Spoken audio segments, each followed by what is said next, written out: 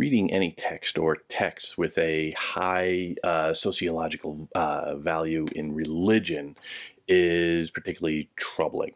The long tradition has been a struggle between those who have one particular interpretation of the text, and they are vigorously, passionately, sometimes death-defyingly, often murderously committed to that interpretation, and they don't take challenges well. But from the very beginning, particularly I would say in the biblical tradition, there is an ingrained tradition of disputation, of argument, of discussion over the meaning of different texts, and that comes from the earliest Talmudic tradition in the Hebrew Bible straight through to today. And any honest approach to these texts incorporates this sense of inquiry, so let's say. For our purposes, I always say, let's leave aside spiritual significance. If a given text has a certain religious or spiritual meaning for you, if it offers any solace of any kind for you, then that is a very personal thing, and that is absolutely your business and your freedom, and you go with that. Within this realm, within the realm of, academia, within the realm of free inquiry, we can approach a text from a number of different perspectives and start to cull out different nuances, different suggestions of meaning. And by doing so, we sharpen our minds. And that is the tradition of intellectual pursuit, honestly, from the very beginning of civilization. So leave aside religion, and let's approach these texts from a particular point of honest inquiry, where we're just curious of, well, let's, if we let go of the idea of what it does mean, let's open up the possibilities of what it can mean, what a particular text can suggest to it, if we just shift around the way we look at it. And that is the history of literary criticism from day one. And this is how we can approach religious texts as well, and particularly here we're going to be talking a little bit about some of the major issues of biblical critiques, ways of reading scripture. One of the big dogs in the last 150, 200 years, let's say, one of the major issues that have come out is something called the documentary hypothesis. It was not really launched, but it was culled together and coined, let's say, by a German biblical scholar named Julius Wellhausen. He lived in the for most of the second half of the 1800s.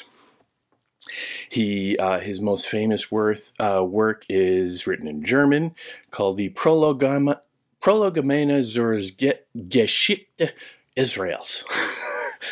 Forgive me for my butchering of the German tongue. The essence of it is not necessarily original, but a culling together of existing scholarship and developing it to a kind of natural conclusion. One that has come to be known as well as source criticism. I personally am not all that crazy about the term source criticism, because in a way, all legitimate textual criticism is source criticism. Anything that is a legitimate criticism is source criticism. You go and try and track down the source of meaning. And here, even that is problematic. But the gist of source criticism, of the documentary hypothesis, is that Wellhausen and others identified different voices within the Bible, different voices, particularly within the Hebrew Bible, within the Pentateuch, essentially, the first 5 books of Moses, so to speak. And those were identified as the most significant are the J writer or Yahwist writer, J pronounced Y in German, one that identifies textual sources within the existing Bible back to as far as the 10th century BCE, around the time of King Solomon, where the Israelites, the Hebrews, were predominantly located in the southern kingdom. It is a very materialist characterization of God, particularly Yahweh. Yahweh is the name for God in the Hebrew Bible, of course, and it is most pronounced in Genesis 2, when you get a highly anthropomorphized and identifiable God. God goes for a walk in Genesis 2. He interacts. He is not the abstract eminence of Genesis 1, let's say. He is a more relatable God, someone that can be more identifiable perhaps to a broader group of people, someone who can be more in character with pagan polytheistic religions, somebody who has a recognizable aspect for broad humanity. And this is in contrast, let's say, to the so-called E-writer, another strain that Wellhausen and others identify, and that the E is for the Elohist. Elohist, of course, means Lord, as opposed to God. God would be considered like a proper name. Lord, Elohim, would be the title of, you know, the eminent Lord. And here it's a little bit sketchier, it's a little bit harder to find. Scholars have identified it more from the 9th century, more associated with the Northern Kingdom.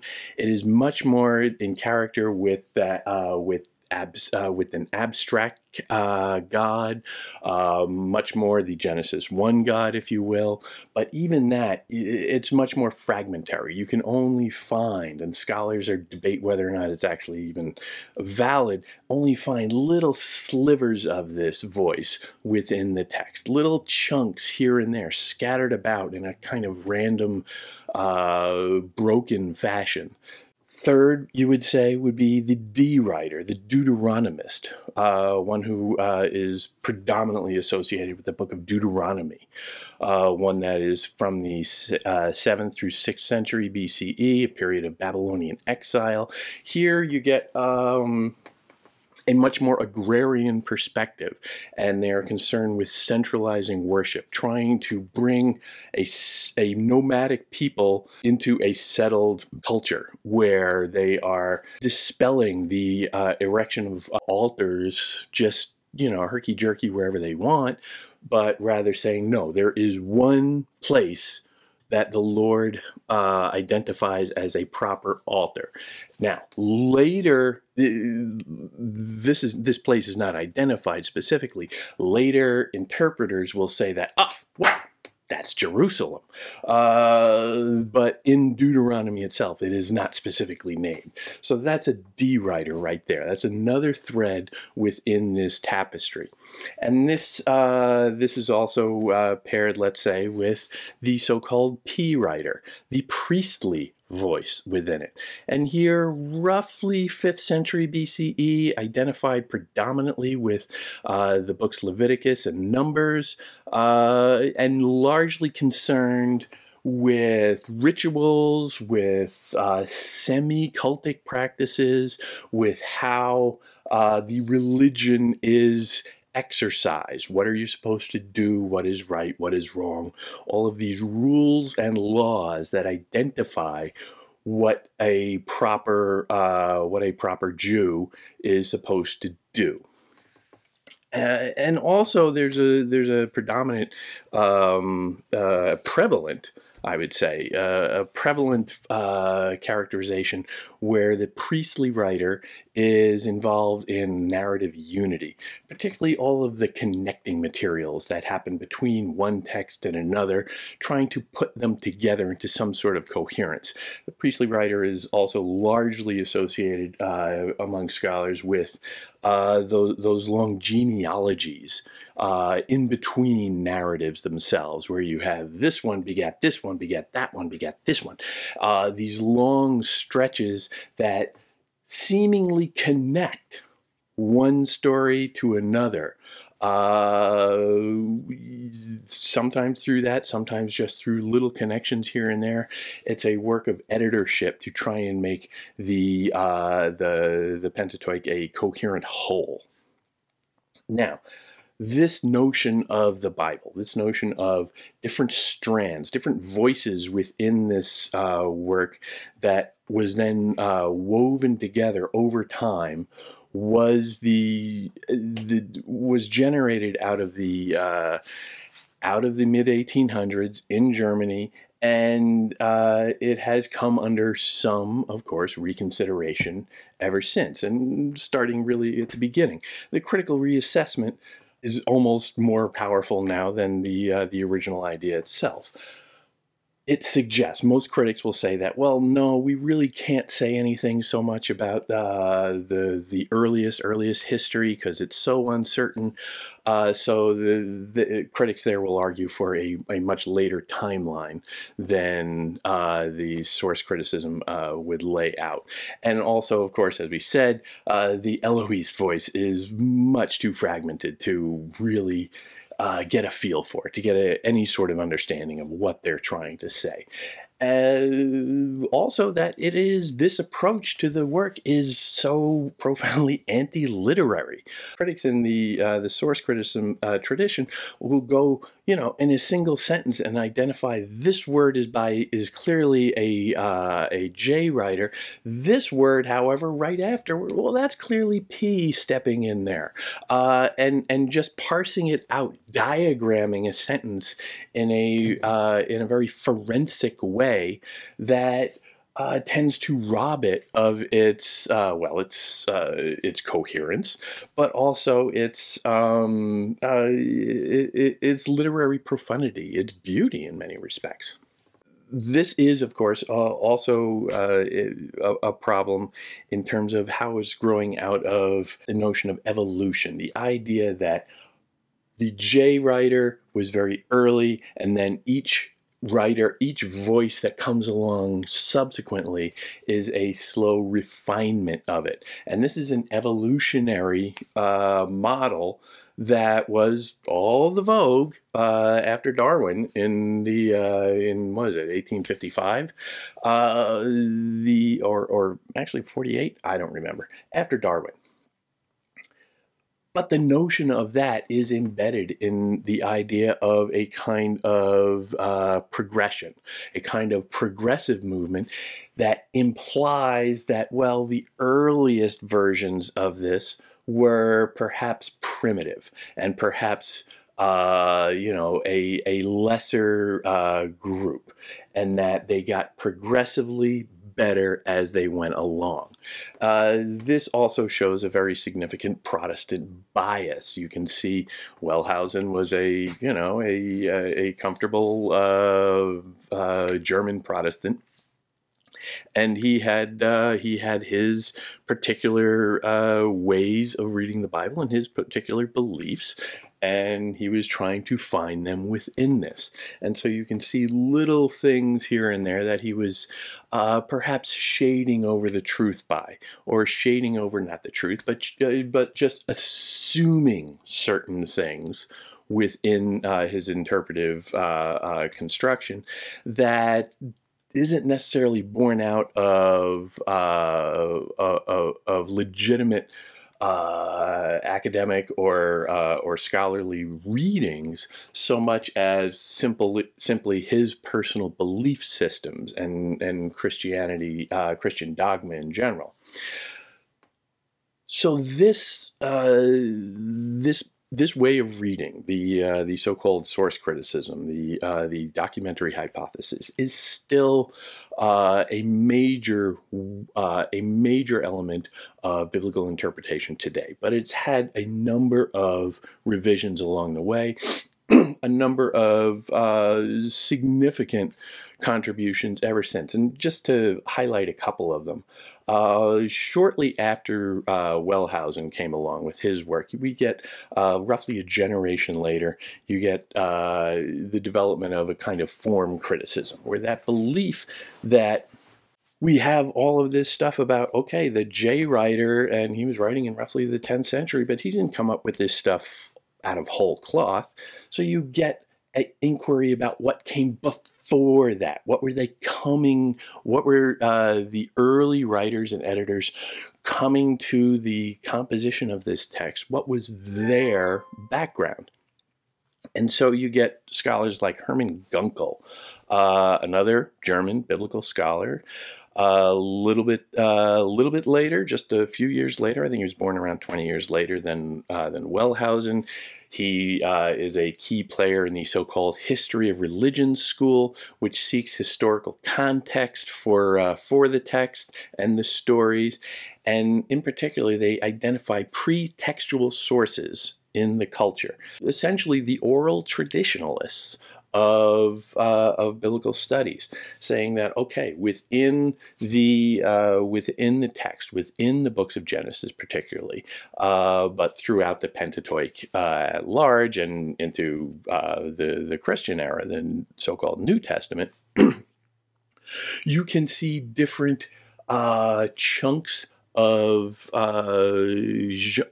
different chunks of text, different genres of literature that are coming out. Things like songs, things like parables, things like popular sayings, folk sayings.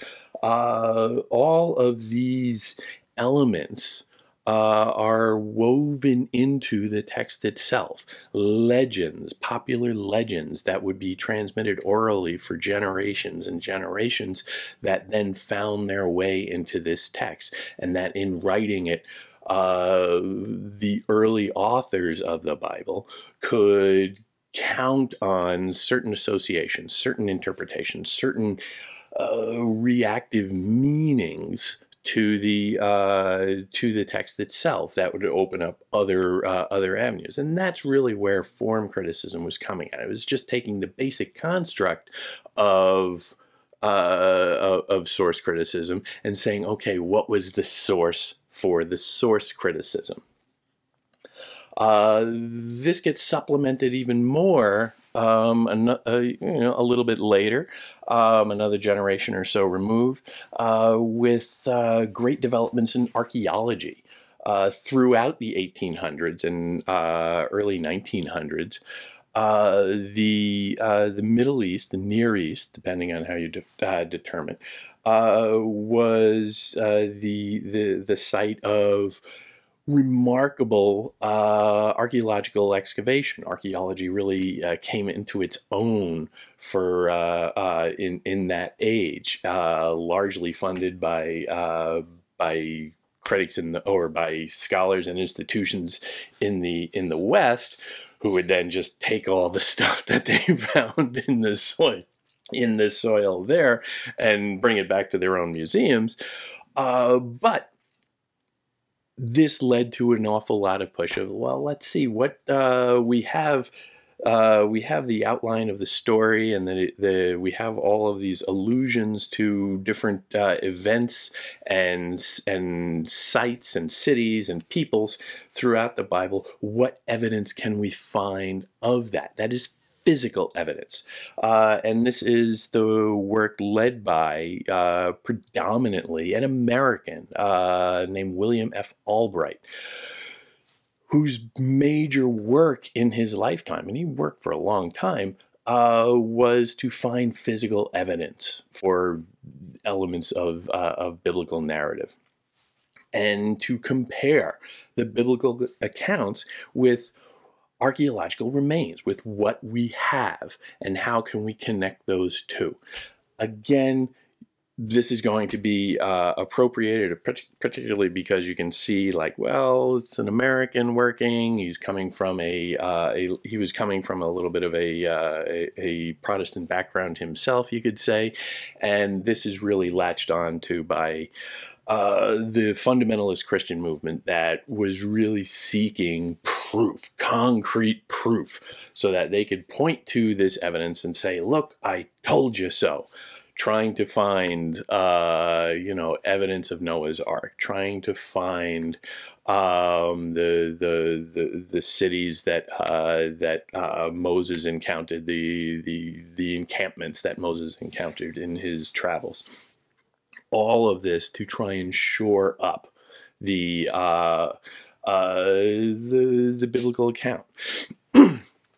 Of course, that agenda is complicated when you're trying to reach a particular interpretation and then trying to match the text to that interpretation. That's cart before the horse territory. So obviously that's a little problematic. Nevertheless, they did unearth an awful lot of material. Albright and his followers, he had quite a large number of people who were engaged in this work. They did come up with an awful lot of evidence, not necessarily proving that anything in the Bible was literally true, but that fleshes out our understanding of those cultures, of the historical context of the time that these narratives and this text came to be. Much like the work that Gunkel was doing with the form criticism, trying to get a sense of, okay, what were the real circumstances, what were the real characteristics of these cultures that come about that produce this text. If we can understand them better, maybe we can understand the work more. Very valuable ideas throughout. This, of course, however, is, as I said, complicated, and you get a counter movement to that, a counter interpretation movement to that. And a number of them start to fan out. One of the more significant is barely even a coherent opposition, but a number of individual scholars have been grouped under a category known in general as the so-called Copenhagen School. Two of the leaders of this group, or two of the most prominent figures within it, study and teach in Copenhagen, so there you get that. So there's not much to that, but there is a loose network of people doing roughly the same kind of work, and that is generally to say that, well, okay, as we are getting all of this evidence in about the biblical times, and we're seeing not necessarily any convergence between the physical artifacts that we have and the stories that we're seeking to link them up to, it makes no sense to pursue the Bible as a historical document. So the Copenhagen School denies biblical historicity. We don't know anything about the history of this time, and the Bible itself is a very flawed document, a very uncertain document for trying to draw out facts. There are no dates. There are very few actual concrete references to empirical reality, quite frankly. And so we're left with shadow boxing in legendary times. And scholars have very little patience for that these days. So starting in the 1990s, this group came about and tried to, again, seek more historical context for the Bible, but not drawn from the Bible. It distinguishes particularly between historical and biblical Israel. The idea that, okay, there was a tribe in the ancient era that was the Israelites, but they're not necessarily the same group that we see wandering through the Bible. It's not necessarily a one-to-one thing, and there's a lot more diversity out there in the history than there is in the Bible itself.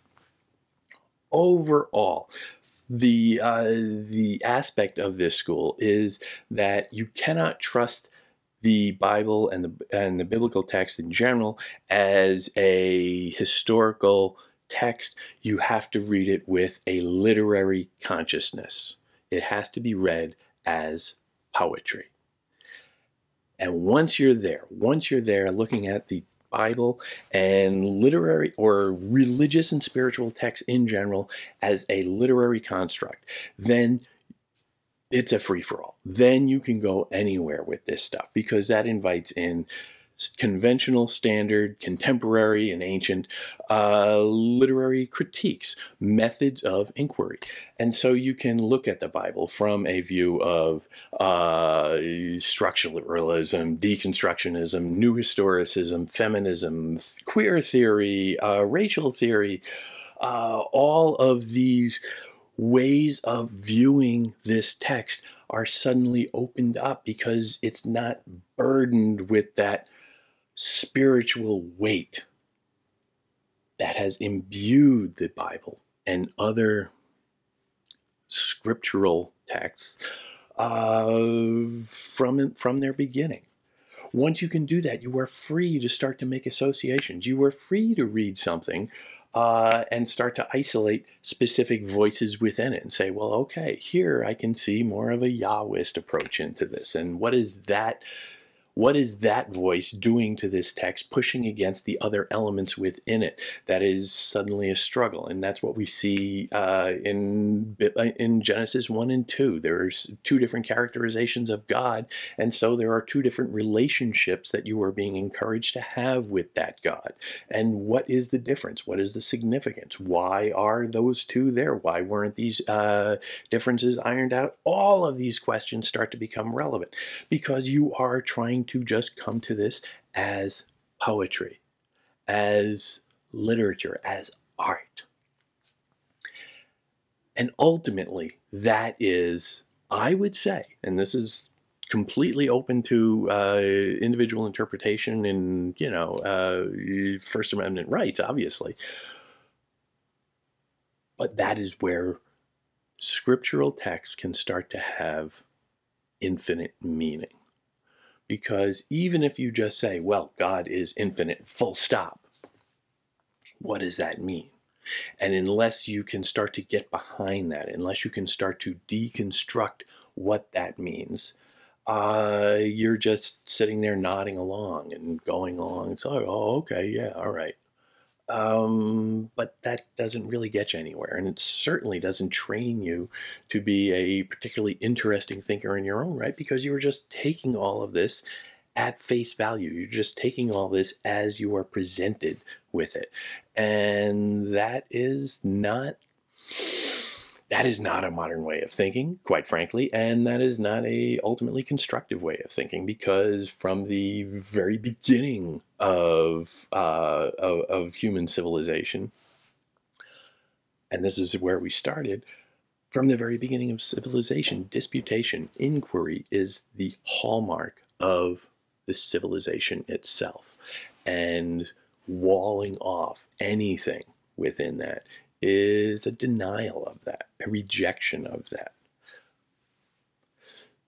So in going to the Bible, in going to any spiritual text, you come at it with as many tools as you can. And in this case, there are, I'm not going to say infinite number, but there are a near infinite number of possibilities in reading this text. And coming to that is where all the value is.